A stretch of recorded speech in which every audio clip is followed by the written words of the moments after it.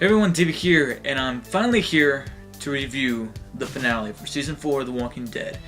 This is Judgment Day. This is it. This is where we can officially declare our opinions about the season, because up until this point, I think Season 4 has been the most divisive so far, but that whole topic is for another video that I'm hoping to do in the very near future. Soon, okay? Let's hope that happens. But for now, let's go ahead and just talk about the season finale entitled A. And of course, if you're new to this video will contain spoilers for the season finale, so if you have not seen it, go watch it and then come back and watch this video. So first off, I have no clue why it's called A. I don't know, maybe I missed something. I tend to do that with some of these episodes. I miss even the tiniest of details, which is terrible because I consider myself to be a rather detail-oriented person. But for some reason, I never grasped onto the idea of why this episode is called A. If you do, let me know in a comment or whatever, but for now, I have no idea why it's called A. Anyways, I guess it could be called A because it's considered to be a good episode by me. But I didn't think it was the powerful finale that we were hoping for after all of this build-up.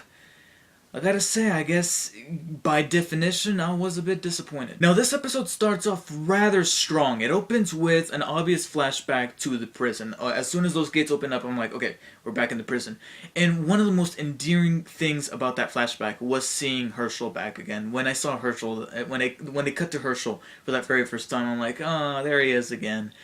But then it's revealed that it's because of Herschel why Rick kind of got a bit soft and got away from his pistol, and Herschel was the reason why we waited an entire half of one season for Rick to finally get that gun again and take matters into his own hands like he was supposed to. But it was nice because at first I thought that flashback was going to be it in terms of a flashback, because right afterwards we cut to Rick in the prison time, covered in blood, and we're trying to figure out what's going on. And of course, like any opening tales, it cuts to the opening credits. So I'm like, okay, what's gonna happen? What's gonna happen? But I was actually surprised that they went ahead and brought back that flashback and had it intertwined with the present day story that's happening as we follow Rick, Carl, and Michonne's journey to Terminus throughout this entire episode and whatever obstacles they face along the way. And I did think it was a nice thing to have this flashback integrate with the present day story, because I thought they were only going to bring it forward in that one opening scene and that's it. And I'm like, well, what was the point of that? But then they kept bringing it back, and I'm like, okay, at least they're not letting go of this. We're going to follow on through in terms of the writing. And for a while, we see the things that we've gotten accustomed to seeing, and we really like to see. At least I personally love seeing this, and that is Rick, Carl, and Michonne all getting along, having their moments of smiling to one another and making jokes and just feeling like an actual family. Because as the season went on, Michonne found somewhat of a son in Carl, and Carl found some form of surrogate mother in Michonne, because they are both missing that part of that particular person in their life. So to have them click together, along with Rick seeing this and saying, hey, well, I mean, he's not literally saying this, but he's kind of looking at them going, I like this. You know, I love seeing moments like that, and I'm glad we got to see a little bit more of that in this episode towards the beginning. And, you know, they're just doing the typical stuff, setting up traps, gathering food, watching a guy get eaten alive, you know, the usual. That scene, though, where they go ahead and they let that guy get eaten, I was actually kind of surprised, because I think it's been a really long time since we've seen a live person get eaten alive on The Walking Dead. I mean, when was the last time that happened? So far up until this point, every time there's a character death of a living human breathing person, it's been by gunshots. So it was kind of refreshing and somewhat jarring once again to see somebody getting torn apart alive by zombies. It's something that we haven't seen in a long time, and props to the writers for finally bringing it back. And once again, you know, Carl's sleeping in the car, Michonne and Rick are talking, everything's going good, and then boom, right in the middle of the conversation, completely unexpected. And this is the way that you write a very suspenseful scene, is to just have it happen when you just least expect it, even though they heard something in the wood cracking. But much like them, I thought it was, you know, just a false alarm, whatever. And then all of a sudden, the hunters from the previous episode that Daryl was with have finally caught up with Rick, the person that they were after this whole time. And you guys already know how I feel about that. But this has got to be one of the most suspenseful scenes. Going back to that scene where Rick was underneath the bed with those very same guys in the house, I was just shaking where I was sitting watching this scene because I found once Daryl walked out and said, "Hey, wait a minute, these are good people, but leave them alone." That was when I'm like, okay, somebody's going. Somebody's going. It's either Carl or Michonne or Daryl, who apparently some people have been saying that the show has been kind of foreshadowing his particular demise.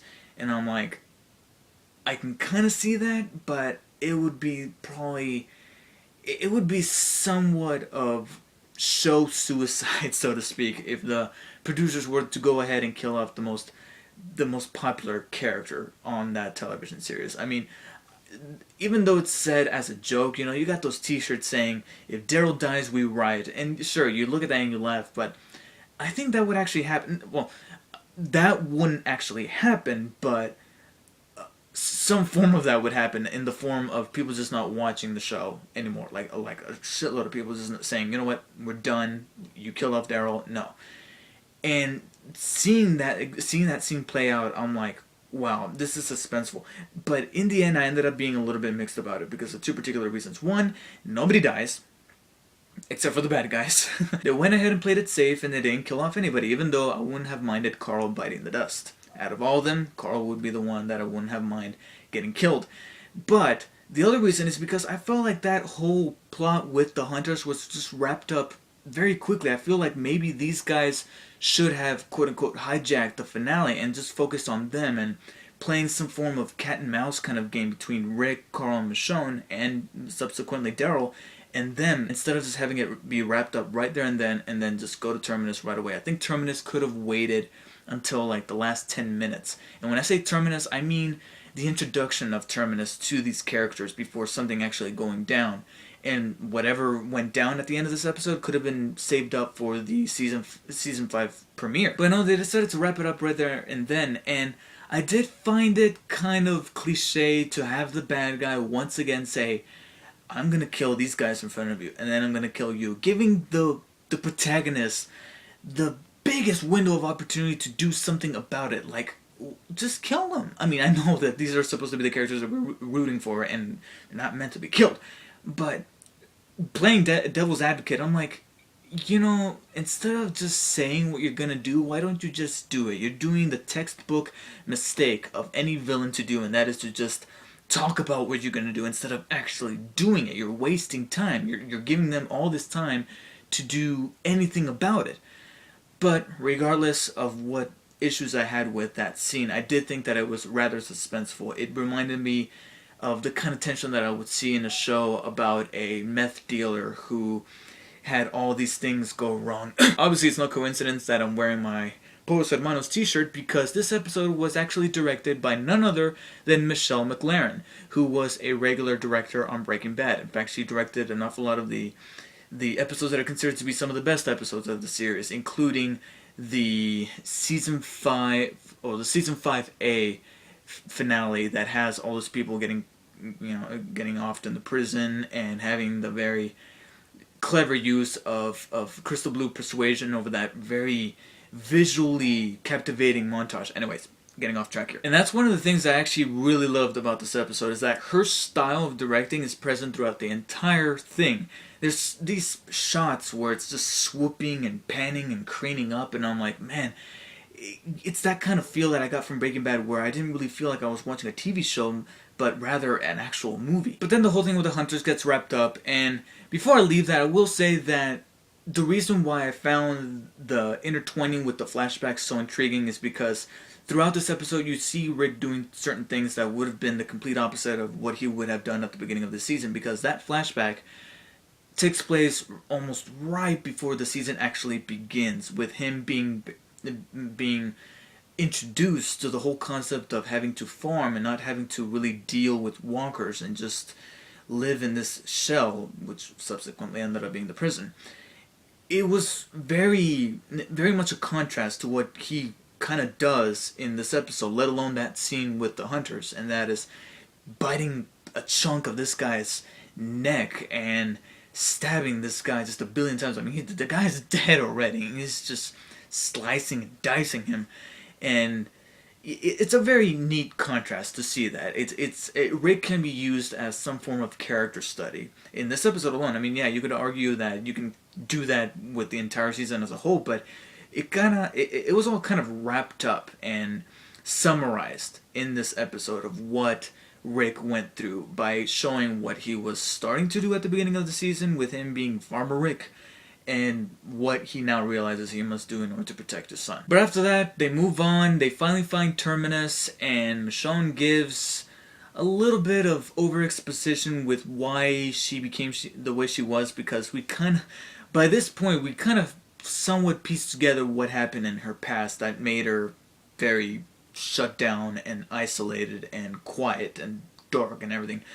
And she kind of just tells it to Carl in a way that I'm like, okay, you know, kind of already know. I don't know what's the point of really telling Carl in order to be telling us. I guess it's for people who haven't caught on by this time, but I guess I wouldn't mind. But anyways, they move on and they finally find Terminus, and because of their experience with the governor, they're not taking any half measures. And so they go in, they get greeted by these people all nice and correct and firm and proper, and Rick notices a little something that I did think it was somewhat of a long shot that he caught a glimpse of these things that made him go, wait a minute. And then, oh my gosh, the biggest surprise ever.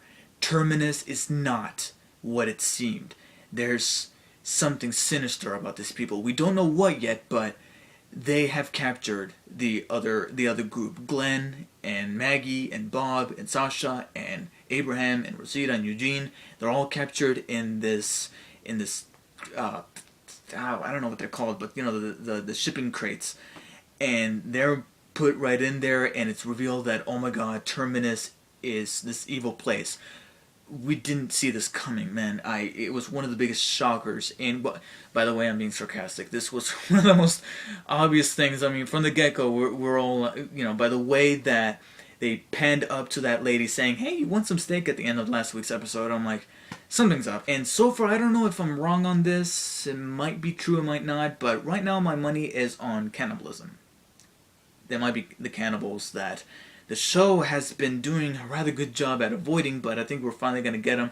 But if they're treated right and in a really good and eerie way, I'll accept them.